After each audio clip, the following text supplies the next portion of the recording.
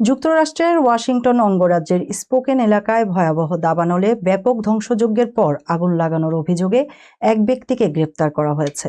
কর্তৃপক্ষ জানিয়েছে ৩৭ বছর বয়সী অ্যারন ফারিনাচিকে ওল্ড ট্রেলস ফায়ার শুরু করার অভিযোগে প্রথম ডিগ্রি অগ্নিসংযোগের সন্দেহে আটক করা হয়েছে।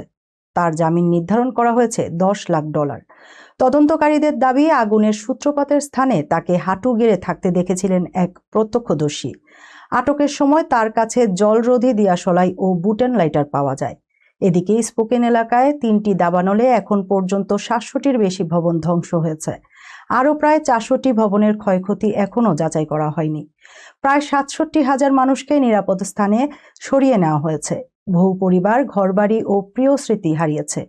কর্মকর্তারা বলছেন, অতিরিক্ত তাপ, দীর্ঘ খরা, শুষ্ক গাছপালা এবং প্রবল বাতাস আগুন দ্রুত ছড়িয়ে পড়ার প্রধান কারণ।